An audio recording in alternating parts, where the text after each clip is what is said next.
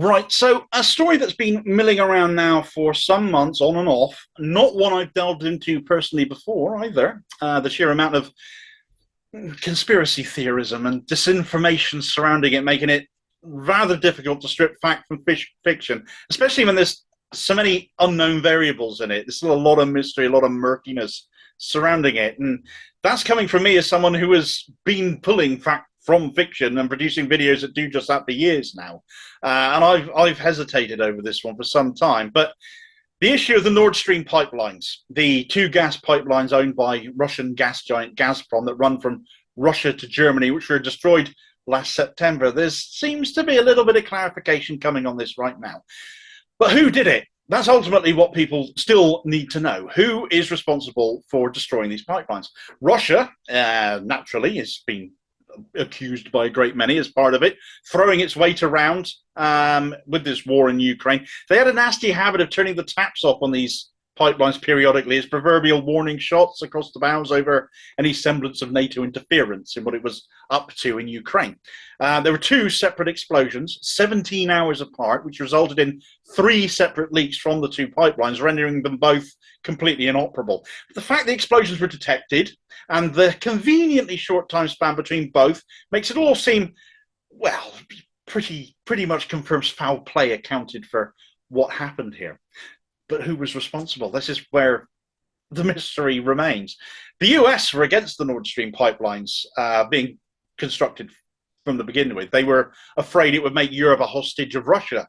Russia was suspected of also scuttling their own pipeline to deny Europe the gas to heat their homes going into winter, even though that was their own finances taking a bit of a hit by doing such a move. But hey, Putin is painted as being as mad as a box of frogs, isn't he? So who wouldn't believe he would do such a thing? Ultimately, all manner of accusations against all manner of suspects. Hard to tell fact from fiction in what has been said over the last several months. Ultimately, though, those beholden to Russia for gas saw their bills skyrocket as more expensive gas supplies had to be obtained from elsewhere. And this was a lovely, convenient excuse for the Tories, too, to use as a cover story for our own bills skyrocketing here, except in our case, it was down to rampant profiteering by the energy companies. Our energy supplies completely privatized, as they are. But still, no, it's the war to blame. It's Putin's fault your bill is so high. So it must also be Putin's fault gas and electric companies also made record-breaking multi-billion-pound profits here as well, I take it. How come our bills are now going down, actually, when this pipeline is still so much scrap metal on the seafloor then? Repairs are estimated to require a bill of some £500 million and will keep on rising as seawater continues to corrode the pipelines themselves. Before long, if they're not fixed, the seawater itself will render them completely useless and they will be completely scrapped. However, investigations, proper ones, have gone on meanwhile. And it turns out that 3 months prior to the explosions, the Biden administration in the US became aware that their puppet government in Ukraine had been planning an underwater attack using a small team of divers. And this has put the US and Ukraine at each other's throats, especially when a US diver's boot, the US heavily providing military materials and weaponry to Ukraine, was found on the seafloor at the scene of one of the explosions, news of which got broken by the independent media outlet, The Grey Zone. Well, what are the chances of that then? It's a bit of a coincidence, isn't it? Well, there's more. The next day, the Washington Post put out a story that showed the Ukrainian government literally planned attacks on the pipelines. They showed the correspondence. Previous to this, and treated as rumor and speculation, it was alleged that rogue Ukrainian elements might have been responsible for this. But no, it was literally the government of Volodymyr Zelensky. Why would he do that? He has for months been visiting countries, of course, begging for weapons, begging for NATO involvement. The pleading for weapons always got to me, because you never saw him pleading for medical supplies, or at least I've certainly not seen that. And of course, this country, our politicians, have given Ukraine their unequivocal support. Starmer wanted boots on the ground, idiot that he is. He really is another Tony Blair in the making, but he was warned it to start World War III if he did.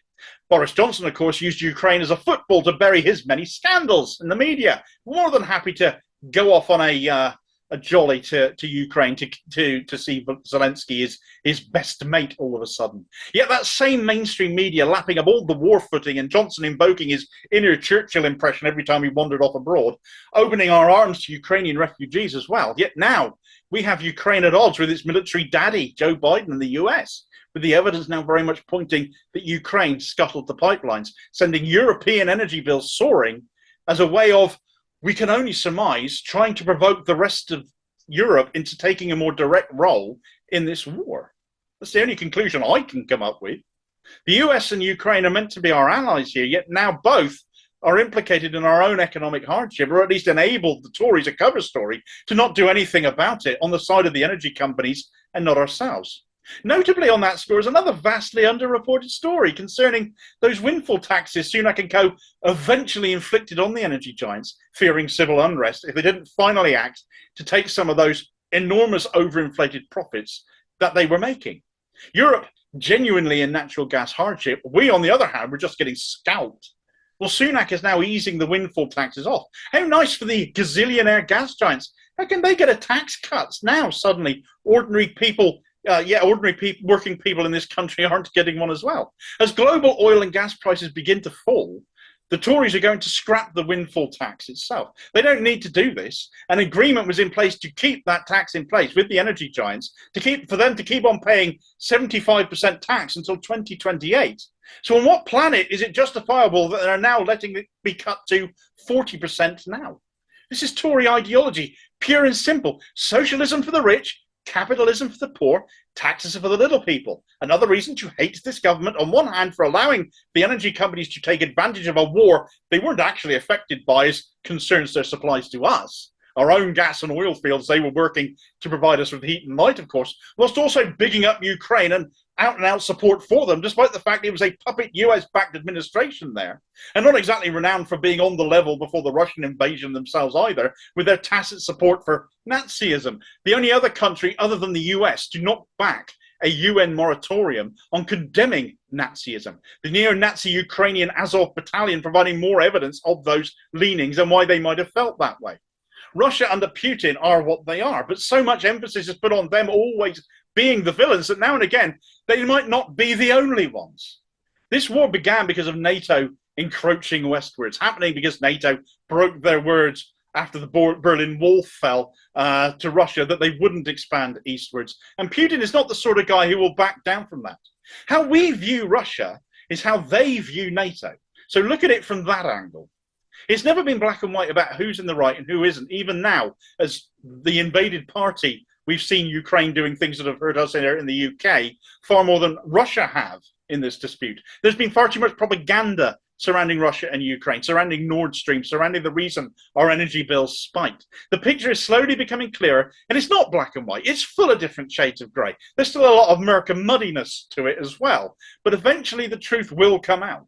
What evidence we now have, though, doesn't make the US and Ukraine look very much better than Russia at this point. And if you've appreciated this video, liked, shared and subscribed, as I hope that you will, stick around with this. Follow it as we learn new things, see more actual evidence. Please do check the source material in full with this video. I always list it.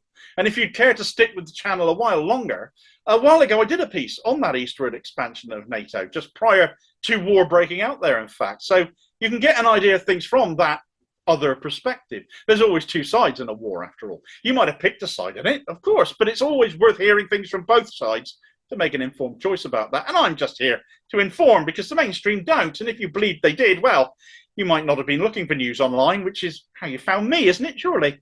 I'll catch you on the next video, I hope, in which case. Cheers, folks.